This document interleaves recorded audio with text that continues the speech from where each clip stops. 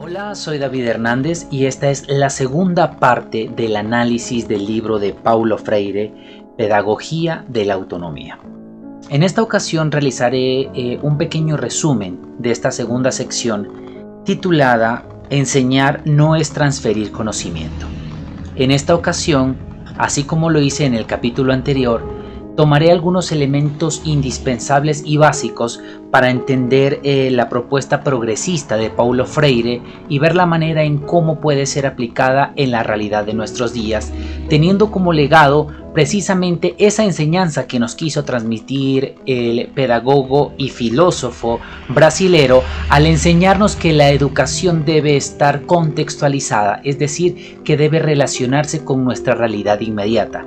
Y es justamente lo que quiero realizar a través de este análisis del segundo capítulo. Para ello, vamos a ver. Enseñar no es transferir conocimiento. Este es el título del segundo capítulo de la obra de Paulo Freire que estamos analizando. Pues bien, este título de este segundo capítulo tiene un mensaje muy grande en sí mismo. Enseñar no es transmitir conocimiento. Nos lleva entonces a cuestionar nuestra labor docente para quitarnos ese estereotipo que ha venido desde décadas y siglos atrás, en el que se pretendía que la enseñanza se limitaba únicamente a eso, a la transmisión de saberes, como si los educandos, nuestros estudiantes, fueran personas que no poseen un bagaje de conocimientos y de experiencias previas a partir de las cuales crean la realidad de su contexto, crean conocimiento y sobre todo analizan su situación y su estado en el mundo y en la realidad que les compete. Es por eso que este título es muy decidor y creo que debe ser una bandera para los que estamos en este proceso de devenir como docentes o que estamos en esta práctica educativa. Entender que nosotros no somos los conocedores ni los poseedores del conocimiento. El conocimiento es algo vasto, es algo infinito que no puede ser captado ni puede ser monopolizado de alguna forma para pretender que pertenece o es posesión de algunos pocos.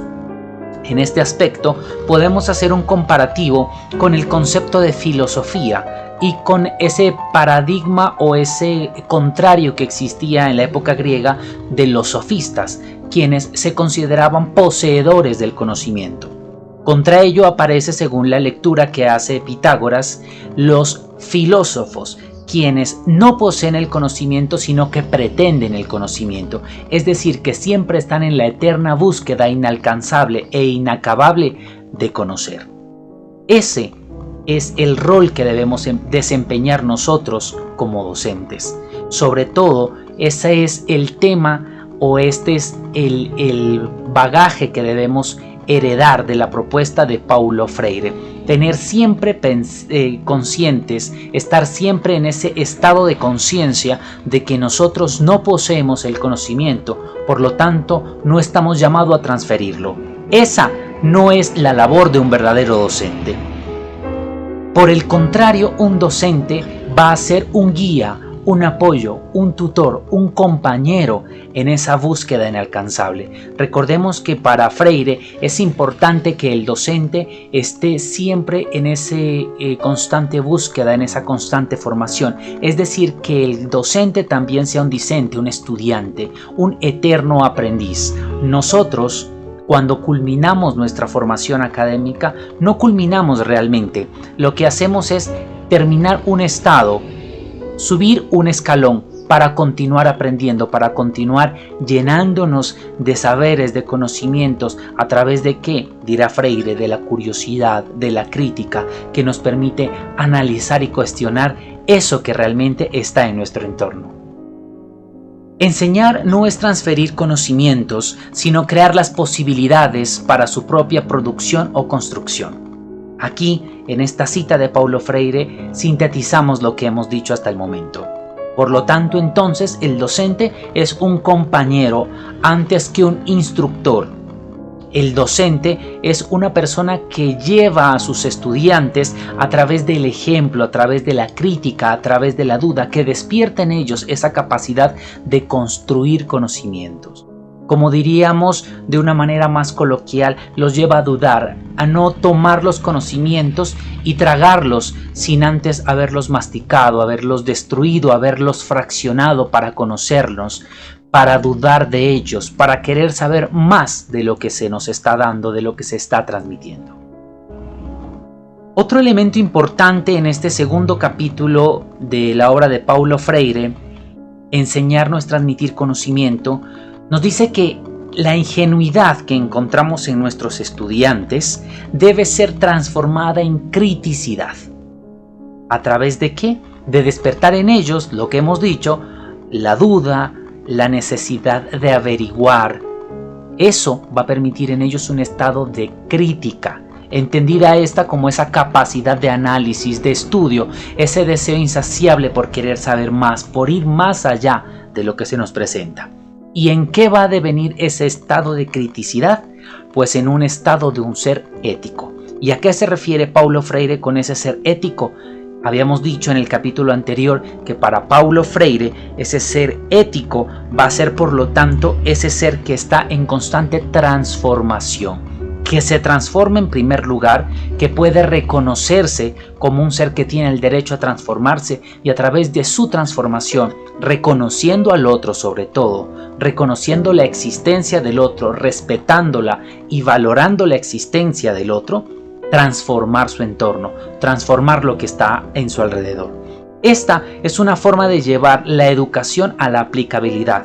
Es decir, que con Paulo Freire podemos ver cómo la educación no se limita a la simple transmisión de saberes y conocimientos, sino que se vuelve realmente en una praxis pedagógica. El docente debe ser un eterno aprendiz. Para Paulo Freire esto va a ser importantísimo. El docente debe estar en una eterna búsqueda por el conocimiento, en una eterna formación, en un eterno cambio. Recordemos, y lo he dicho desde el capítulo anterior, el ser humano tiene el derecho a cambiar.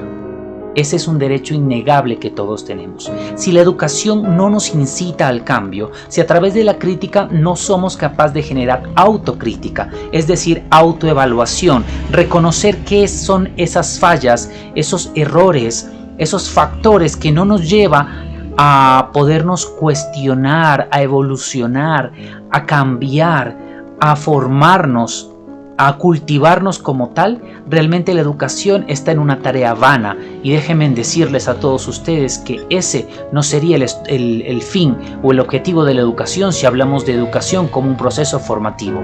Si hablamos de formar, hablamos también de transformar. No puede haber formación sin transformación.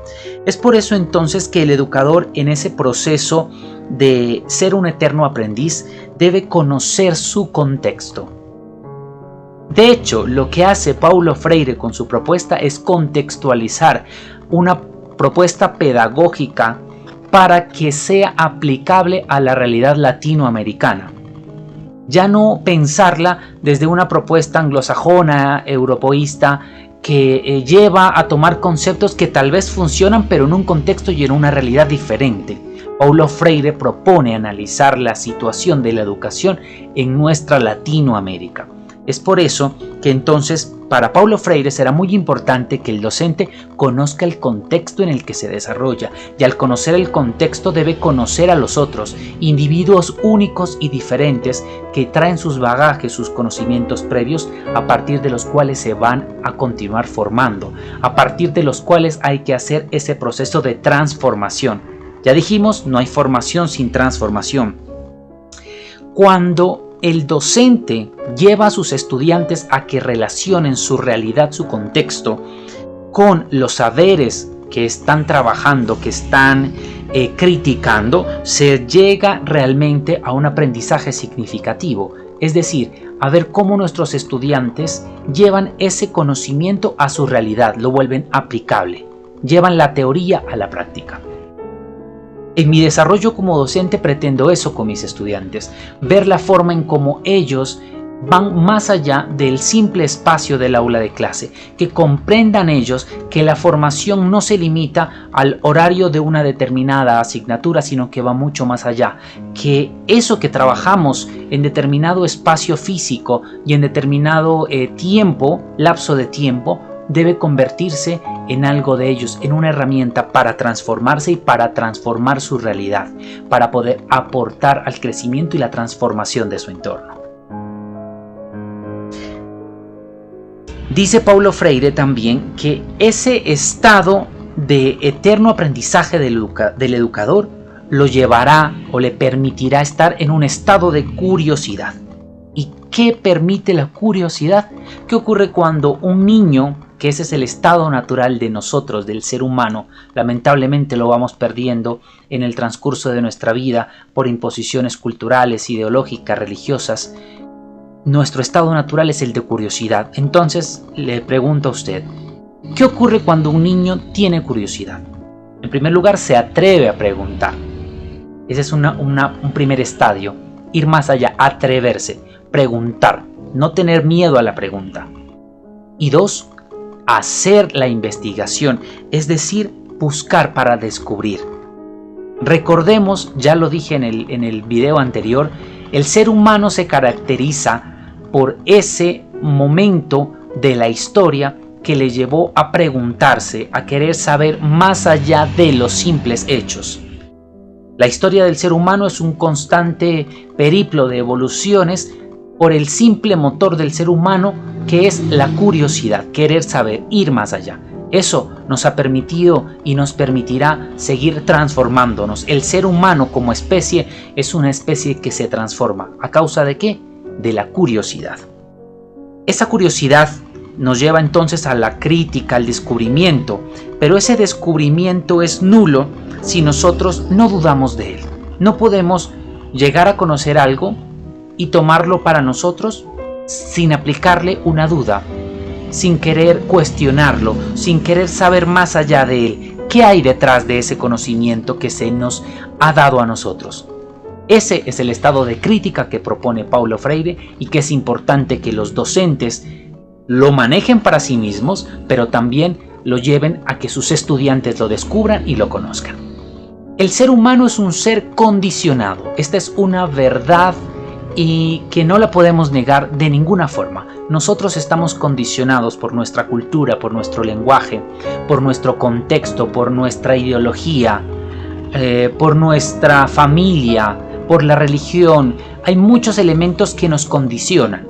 Un ser humano sin condicionamiento no podría responder a las necesidades de su entorno, de su época. Y como dijo Hegel, el ser humano es hijo de su época. Por lo tanto, un ser humano que no está condicionado, que no está formado, no puede adaptarse a la realidad que lo contiene y por lo tanto sería anulado. Tendría que vivir en una realidad distinta, creada únicamente para él, y esto podríamos decir que es prácticamente imposible. Sin embargo, hay que reconocer que en ese proceso de condicionamiento el ser humano eternamente es un ser inacabado.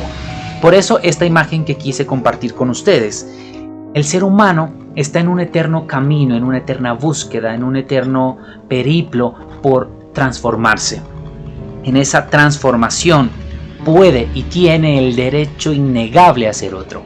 Si nosotros no nos transformamos a través de nuestra formación, de la cultura, que es el acto en sí de cultivarnos, si no llegamos a transformarnos, estamos, como dice el adagio popular, arando en un desierto.